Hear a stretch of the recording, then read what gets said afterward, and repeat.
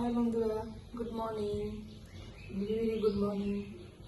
আপনারা নিশ্চয়ই সবাই ভালো আছেন, ভগবানের আশীর্বাদে আমিও ভালো আছি। তারপর দেখি সারাদিনে কী করি। আর এখন তো চা বসিয়ে দিয়েছি, হাজব্যান্ড ওঠেনি, হাজব্যান্ড তো ঘুমাচ্ছে, আর ডাকিনি। আমার জন্য একাই চা বসিয়েছি, একটু পরে চা চলে আসবে। তো কাল থেকে মনে হয় আরেকজন আসবে, কারণ তো কয়েকদিন ছুটি নিয়েছে। তো আমি চাটা করে চাটা ফুটে গেছে, জলটা ফুটে গেছে, আস্তে দিচ্ছি। এই বিস্কুটগুলো না সব ভেঙে ভেঙে যায়।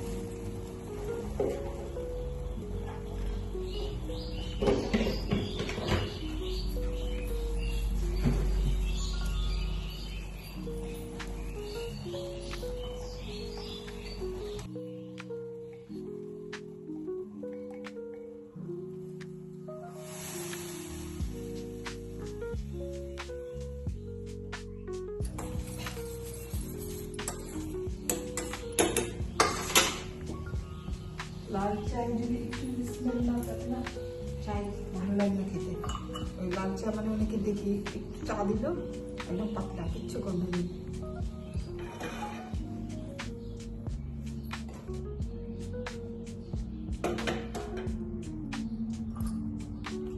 কালকে আমি দুপুরে একটা মহা ভুল করে ফেলেছি, পরে বলবো আপনাদের। চা হয়ে গেছে।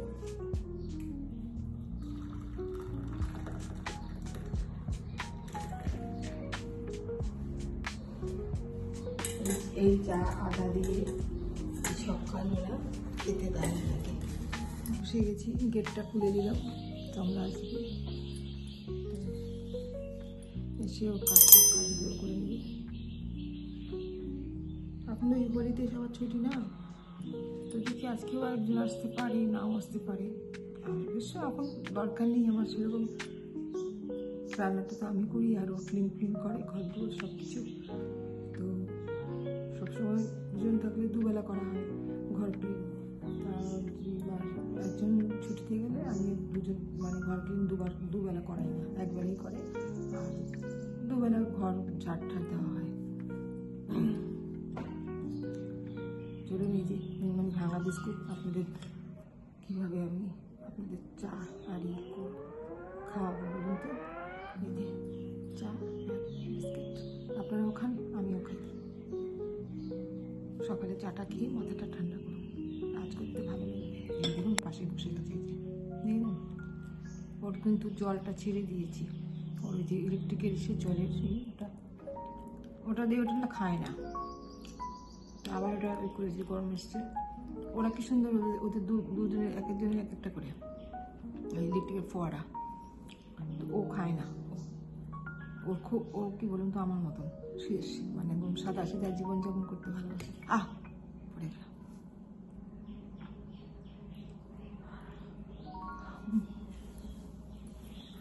ওই লোকটার কথা মনে পড়লো।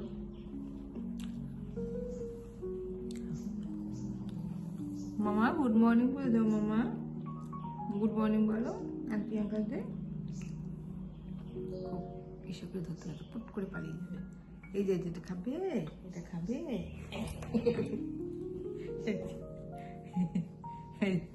বলো গুড মর্নিং, বলো গুড মর্নিং, গুড মর্নিং বলো। তুই এসছো তো, তুমি এসছো না আন্টি আঙ্কালের সঙ্গে হাই হ্যালো করতে? এসছো তো, এদিকে এসছো তো, এসছো তো, তুমি হাই হ্যালো করতে বলছো তো, তুমি করতে ভালো হবে, তুমি করতে ভালো হবে। আমার খুব মার খেয়াল থাকে, খুব সবসময় খেয়াল থাকে। ওটা পড়ে গেল রে মামা, তো উঠাবে না মামা, উঠাবে না তুমি উঠাবে না। আমার মধ্যে একটা অদ্ভুত ব্যাপার আছে, ও এই সংসারে আমাকে ছাড়া কাউকে জানি না। ও ভাবে আমি ওর নিজের মা, অবভিয়াসলি মা আমি, কিন্তু আমি বাইরে গেলে বড় বড় চোখ করে দেখাবে, ড্রেস পরা দেখবে ও ওখানে বসে ওই ম্যাটের সামনে, ডোরের সামনে যে ম্যাট আছে, ম্যাটের সামনে বসে থাকবে। আর আমার পথে দেখবে ডাকবে মাও কোনো আমিয়া করে ডাকবে। তখন এরা বুঝে যায় যে যখন বেশি ডাকাডাকি শুরু করে, তখন বুঝে যায় আমি আসছি। তখন আমার বর কি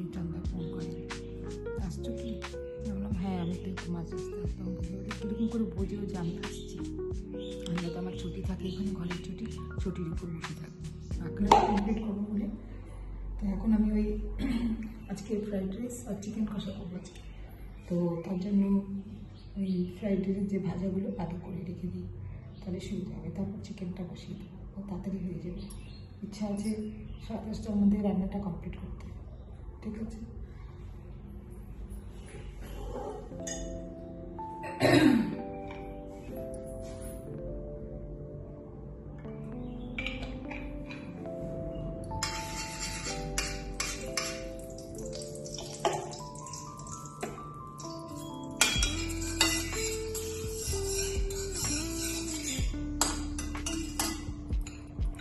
আগে কাজু কিশমিশটা ভেজে দিই।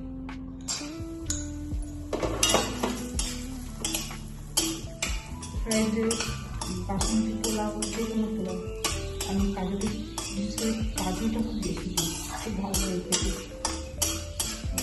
রান্নার কাজু।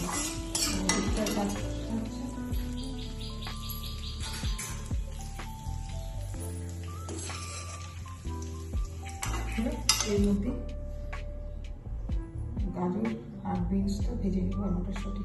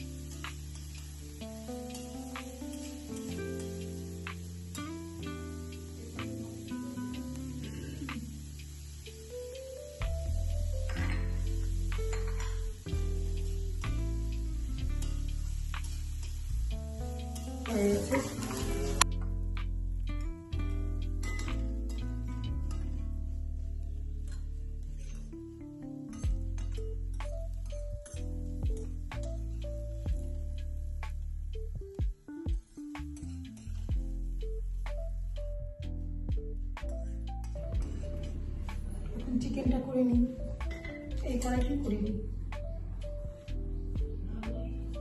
কষা তো তেলটা একটু বেশি লাগবে।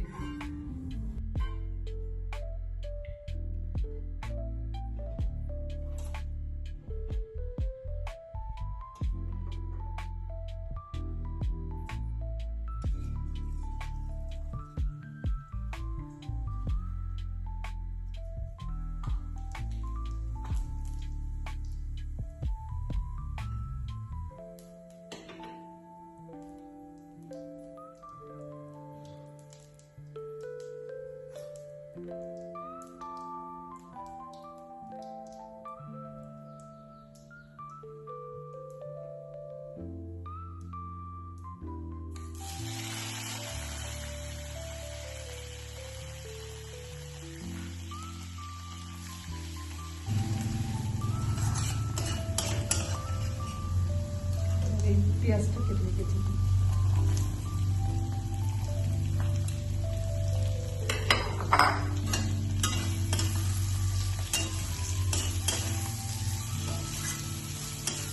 চাপা করে নিই,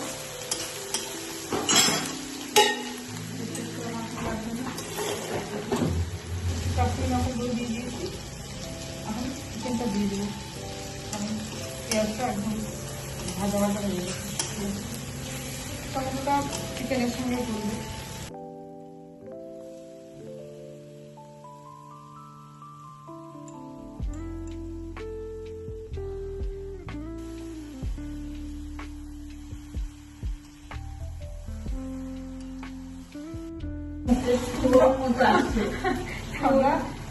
আমাদের সকালে খাওয়া জন্য চাউমিন বানাচ্ছে, করছে বানাতে। ও বলছে আমাকে দেখতে সুহরের মতো লাগছে।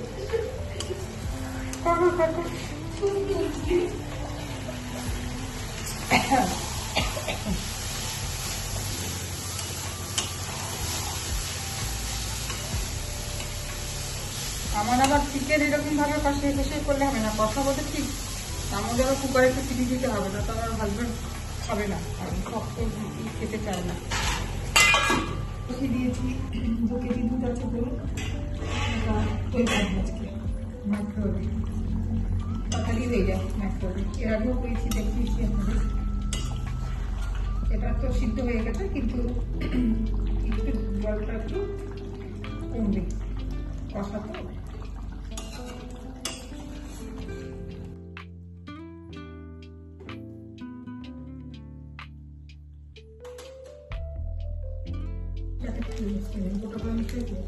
আজকে একটু দিচ্ছি আজকের দিনের জন্য। ফ্রাইড রাইসের ভাতটা কিন্তু কালকে রাতে করে রেখেছি। বাসি ভাতের ফ্রাইড রাইস খুব ভালো হয়, ভালোভাবে ভাজা যায়।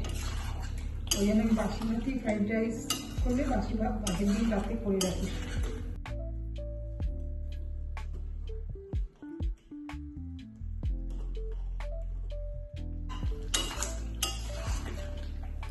কড়াইতেই থাকবে খাওয়ার সময়, মাইক্রোওয়েভ গরম করবো না। খাওয়ার সময় একবারে দিয়ে গরম করে বাটিতে রাখতে দেবো।